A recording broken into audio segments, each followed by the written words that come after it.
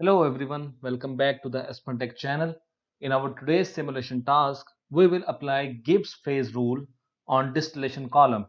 Now as per Gibbs Phase Rule, the degree of freedom is equal to the number of components minus number of phases plus 2. For a binary mixture which involves vapor-liquid equilibrium, there are no degree of freedom left once temperature and pressure are fixed. All state variables are fixed including vapor and liquid composition. So what we used to do, we used to specify the temperature and pressure and different conditions required for the feed stream, the pressure of the condenser and reboiler, the mole purities which are required in the distillate and the bottom product, distillate rate or bottom product rate. There are different sets which we have specified to converge our distillation column.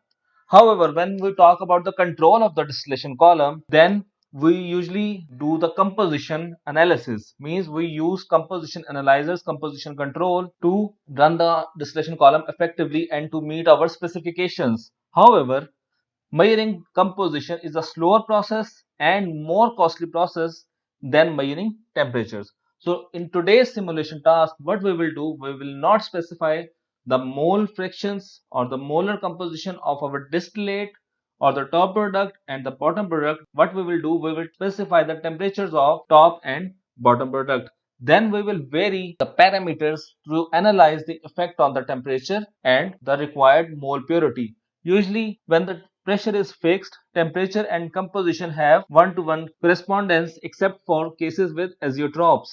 Therefore, measuring and controlling top-bottom stage temperature is same as measuring and controlling top-bottom stage composition. So going to Aspen HYSYS, and we will take the example of ethane and ethylene mixture. And we know that for ethane ethylene mixture, since it's a hydrocarbon system, we will select Peng-Robinson. So going to simulation, and in separator we will select a distillation column. So our first task is to do the required connections of this distillation column. I will name it as distillation column with condenser duty as Q condenser, and condenser type is total. We will be getting ethylene from the top of this column while ethane from the bottom of this column, with reboiler energy stream labeled as Q reboiler. Now I'm taking number of stages as 50 and with feed entering at 25th stage. Clicking next, we will select the regular HYSYS reboiler with one screw configuration. Click next. Condenser pressure as 100 kilopascal and reboiler pressure as 100 kilopascal. Then click next. We do not have any optional temperature estimates and not given the liquid rate or reflux ratio, as we have discussed that we will be using temperature estimates in this configuration. Now, first thing which we will need to do is to specify the feed stream. It contains vapor values 0.5, 100 kilopascal pressure, 100 kg mole per hour, and equimolar mixture 0.5 and 0.5. Click OK. So feed stream has been specified, which is at a temperature of minus 97.33 degrees centigrade. Going to monitor tab. First thing which we will need to do is to untick these two, add spec, and here we will specify the column temperature, the stage 1 temperature, and we will specify minus 104.193 degrees centigrade. This corresponds to the 99 mole percent ethylene in the distillate or top product. After specifying it, we will specify another temperature.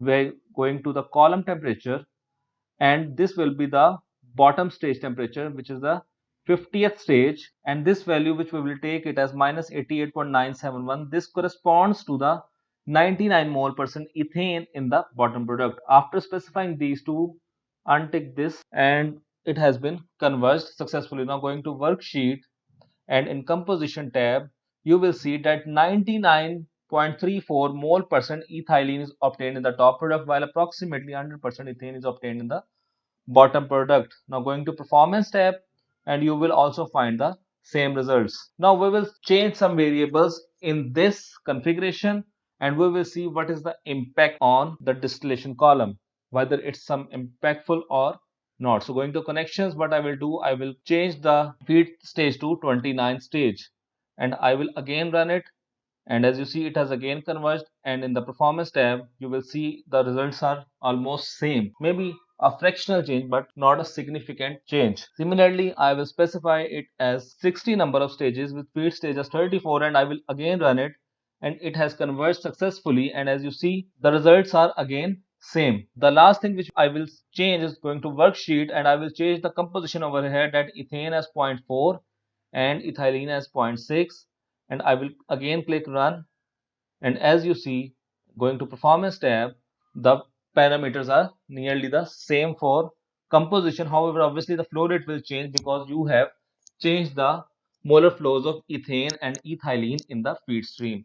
So you see that the temperature control is also similar in its effectiveness as that of the molar composition, which we have specified previously. So in industry, usually we use a cascade loop, means we use both temperature and composition analyzers. Temperature analyzer to speed up the process and composition analyzer to maintain the purity. So that's all from my side for today's simulation. Please do watch the video, like the video, share with others, and subscribe the channel Aspen Tech. Till then, it's goodbye. Stay tuned.